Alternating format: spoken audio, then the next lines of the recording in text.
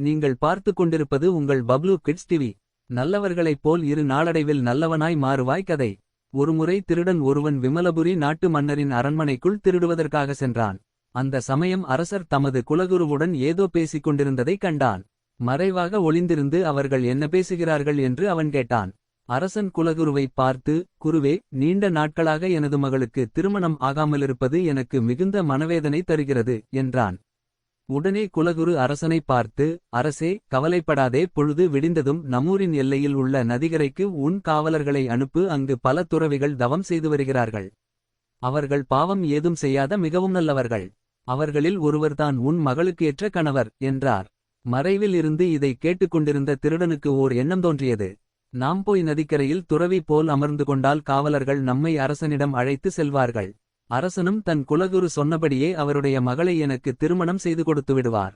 நான் அரசனின் மாப்பிள்ளை ஆகிவிடுவேன். பிறகு இந்த திருட்டு தொழிலை விட்டு விடுவேன் என்று நினைத்து துறவி போல் வேடம் அணிந்து கொண்டு உண்மையான துறவிகளுடன் சேர்ந்து தியானம் செய்வது போல் அமர்ந்திருந்தான். பொழுது விடிந்ததும் தன் குலகுரு சொன்னபடியே அரசன் சில காவலர்களை நதிகரைக்கு அனுப்பி அங்குள்ள துறவிலுள் ஒருவரை தம் மகளை திருமணம் செய்து கொள்ள வருமாறு கூறி அழைத்து வர சொன்னார்.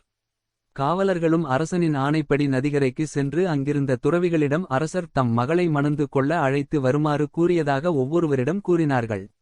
அனைத்து ஆசிகளையும் துறந்து இறைவனடி சேர்வதற்காக தவம் புரியும் அந்த துறவிகள் காவலர்களின் கோரிக்கையை ஏற்றுக்கொள்ளவில்லை.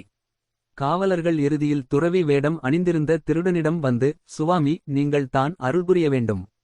எங்கள் அரசர் தமது மகளை இங்கிருக்கும் துறவிகளுள் ஒருவருக்கு திருமணம் செய்து கொடுக்க முடிவெடுத்துள்ளார். நாங்கள் இங்கிருக்கும் துறவிகள் அனைவரிடம் கேட்டுவிட்டோம். ஒருவரும் வருவதாக தெரியவில்லை. தாங்கள் ஆவது அருள் கூர்ந்து எங்களுடன் வந்து எங்கள் இளவரசியை திருமணம் செய்து கொள்ள வேண்டும் என்றனர். இதைக் கேட்ட துறவி வேடத்தில் இருந்து திருடன் சற்றும் நேரம் சிந்தித்தான். இங்குள்ள அனைத்து துறவிகளும் உண்மையான துறவிகள், நல்லவர்கள். அதனால்தான் இவர்களுடைய வேண்டுகோளை அவர்கள் ஏற்கவில்லை. நாம் உடனே ஒப்புக்கொண்டால் நம் மீது மன்னர் சந்தேகப்படுவார் என்று மனதில் நினைத்தான். இச்சமயத்தில் நாமும் உண்மை துறவிகளைப் போல இருக்க வேண்டும் என்று எண்ணியவனாய் அமைதியாக இருந்தான். காவலர் வெகுநேரம் கெஞ்சியும் கேட்டும் துறவி வேடத்திலிருந்து திருடன் ஒன்றும் கூறாமலேயே மௌனமாக இருந்தான். பின்னர் காவலர்கள் அரண்மனைக்கு திரும்பி சென்று அரசனைப் பார்த்து, அரசே, நதிக்கரையில் தவம் செய்யும் துறவிகள் எல்லோரிடமும் தாங்கள் கூறியதை சொன்னோம். ஒருவர் கூட எங்களின் கோரிக்கையை ஏற்றுக்கொள்ளவில்லை. தனியாக உட்கார்ந்து இருக்கும் ஒரு துறவி மட்டும் ஒன்றும் கூறாமல் மௌனமாக இருக்கிறார். ஒருவேளை தாங்கள் நேரடியாக சென்று அழைத்தால் அவர் வருவார் என்றனர்.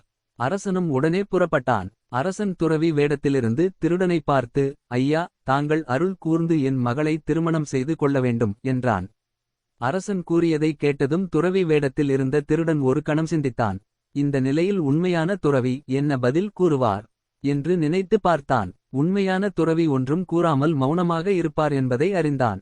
அவனும் அவ்வாறே மௌனமாக இருந்தான். அரசன் தன்னாட்டில் பாதியை அவனுக்கு அளிப்பதாகவும் தன்மகளை மணந்து கொள்ளுமாறும் வேண்டினான். அப்பொழுதும் திருடன் உண்மையான துறவி போல் மௌனமாகவே இருந்தான். முடிவில் அரசன், சுவாமி, என் மகளை தங்களுக்கு தருவதுடன் என் நாடு முழுவதையும் உங்களுக்கு தருவதாக கூறியும் தாங்கள் என்னுடன் வர சம்மதிக்காமல் இருப்பதிலிருந்து தாங்களே உண்மையான நல்ல துறவி என்று கண்டுகொண்டேன்.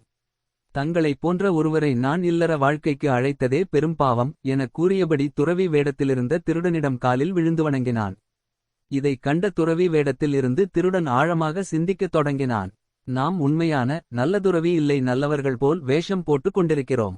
இந்த வேஷத்திற்கு இவ்வளவு மதிப்பு கிடைக்கிறது என்றால் உண்மையான நல்ல துறவியாக நாம் ஆகிவிட்டால் இதைவிட மிகப்பெரிய அளவில் மதிப்பும் மரியாதையும் கிடைக்கும் அல்லவா? நாம் ஏன் உண்மையான துறவி ஆகிவிடக் கூடாது? இவ்வாறு சிந்தித்து திருடன் அன்று முதல் உண்மையான நல்ல துறவியாகவே மாறிவிட்டான். நீதி: நல்லவர்களைப் போல் வேடமணிந்து நடிப்பவர்களும் கூட நாளடைவில் நல்லவர்களாகவே மாறிவிடுவர்.